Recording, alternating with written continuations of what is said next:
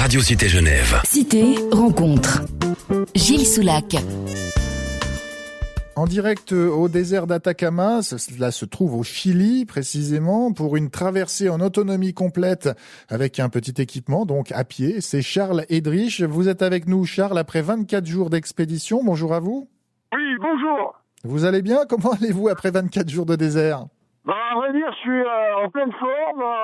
Je suis parfaitement acclimaté, adapté à l'environnement. Il y a un seul petit obstacle, mais je suis en train de le régler, on va dire. Je me suis fait une entorse il y a 5 jours. Donc pendant 2 jours, ça a été très compliqué. Mais là, a priori, je suis arrivé à stabiliser l'enflure et ça a l'air d'aller à peu près, quoi. Alors, juste un petit obstacle, pour nous, cela paraît quand même énorme, parce qu'avec une entorse, faire combien de kilomètres par jour d'ailleurs, c'est juste un handicap majeur, semble-t-il, non?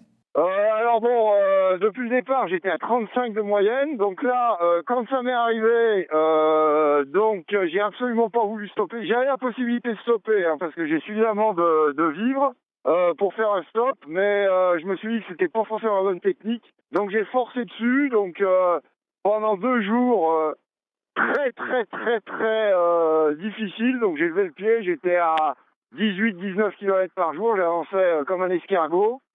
Et j'avais deux traitements. En tout et pour tout, j'avais 20 cachets d'anti-inflammatoires, donc que j'ai géré au mieux.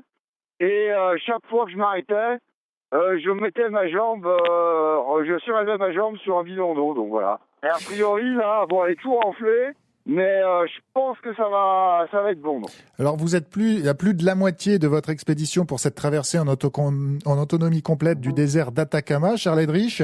Peut-être aussi un mot sur ce que vous traversez, parce que bien sûr, un désert, c'est le silence, mais c'est aussi la beauté, un ciel extraordinaire au Chili, on l'imagine. Peut-être nous donner un petit peu des images, à la radio, ce n'est pas évident, mais de ce que vous pouvez traverser aussi comme paysage. Alors bon, le désert, je connais le travers dans le Dakar notamment, donc moi je trouve ça absolument extraordinaire comme paysage. Bon, la mer c'est pas mal, si on fait une comparaison, mais c'est souvent quand même relativement, on va dire, c'est encore plus varié. En plus, il y a des étendues là, je viens de passer 5 jours, aucune trace d'aucune sorte. Des couleurs changeantes, des sables à la fois blonds par moments, avec des terrains un peu plus caillasseux, plus noirs. Par contre, aucune vie d'aucune sorte, aucune vie animale, et même pas un cactus ou un arbuste.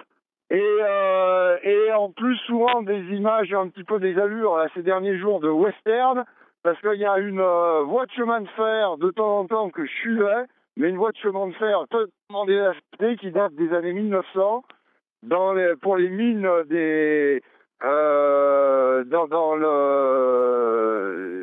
des Chiliens, et avec de temps en temps quelques stations avec quelques maisons en bois à moitié écroulées et des cimetières avec des croix partout de mineurs chiliens ou de gens qui avaient fait la voie de chemin de fer. Donc extraordinaire. Effectivement, oui, ces mines de cuivre et de bauxite aussi au Chili. Alors là, le désert, c'est aussi la chaleur, on l'imagine, ou en tout cas le rapport à l'eau. Comment cela se passe pour vous? Parce que vous avez une possibilité de ravitaillement dans le parcours.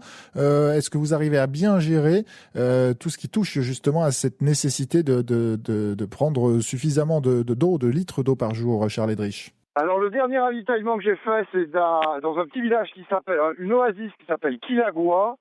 C'est le village le plus sec du monde, d'après le Guinness Book et la NASA. Il n'y a pas plu depuis 22 ans, mais à l'intérieur du village, c'est une petite oasis en plein désert. Il y a un tout petit rio, toujours en eau, un rio qui vient de la cordillère des Andes. Et j'ai fait le plein d'eau j'ai chargé 77 litres d'eau. Et je calcule ma consommation. Maintenant, je la calcule plus. Je la calcule plus au quotidien, ma consommation d'eau, parce que je me suis aperçu que ça ne servait pas à grand-chose, parce que si je m'arrête, je vais pas au bout. Donc, je la calcule comme pour une voiture ou un camion, aux 100 km. Et je peux dire que je consomme précisément actuellement 13-14 litres au 100. Ouh là là. Donc, effectivement, vaut mieux que ce soit de l'eau, Charles. En plus, il y a eu dans le sud du pays, il y a eu des inondations. Donc il y a de ça un mois et demi. Donc les quelques rios qui peuvent exister ont jamais été aussi en eau. Donc j'ai une partie à strictement aucun rio de 500 km, donc j'ai sans aucun problème. Et devant moi, je crois que j'ai un point d'eau à je crois 300 km maintenant. Alors justement, passé... que vous reste-t-il à faire, Charles Edrich, là en parcours, pour ceux qui vous suivent aussi sur Internet ou autre, que vous reste-t-il à faire? Alors il doit me rester, donc grosso modo, à vrai dire, je réfléchis même plus à ça, mais il doit me rester 500, grosso modo, 500, 550. En fait, surtout avec mon histoire d'entorse, où j'étais, bon, il n'y avait pas de danger, hein, parce que c'est facile, le danger, c'était que l'expédition arrête, mais il n'y avait pas de danger physique, parce qu'on pouvait aller me chercher. Mais j'étais, on va dire, mobilisé à 100% sur le fait de gérer le truc. Donc je me concentrais avant tout sur ma progression journalière. Et là, j'ai repris la rythme. Hier, j'ai dû faire 35 ou 37. Donc je calcule, il doit me rester sur ce rythme. Il me reste, entre 12, parce qu'après, je peux accéder à les mouvements, entre 12 et 20 jours, quoi, d'expé, quoi. Mais s'il n'y a pas de souci, normalement, je vais au bout. Hein. Ah oui, mais c'est toujours le problème, effectivement, dans une expédition. Depuis le temps qu'on vous suit, Charles Edrich, on sait qu'il peut toujours y arriver des éléments qui nous dépassent. Alors, en tout cas, on vous souhaite une bonne continuation sur ce parcours. On vous recontacte dans une dizaine de jours, encore à mi-parcours de cette dernière ligne droite pour vous, hein, puisqu'il vous reste à peu près 500 kilomètres de parcours. Voilà, le soleil est au rendez-vous tous les jours, on l'imagine.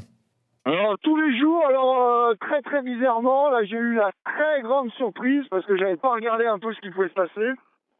J'ai eu 3 jours avec des nuits, avec une humidité, on va dire incroyable. J'avais jamais vu ça dans d'autres régions du monde. Avec de la brume, c'était pas de la pluie mais presque.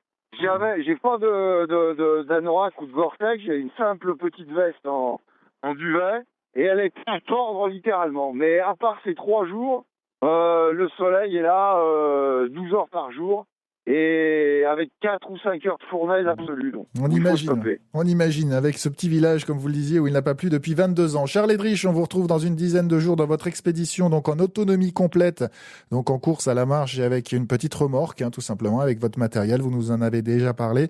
Avec vous, on fera le point, donc dans une dizaine de jours, au Chili, dans ce désert d'Atacama. À bientôt. À bientôt, c'est un plaisir.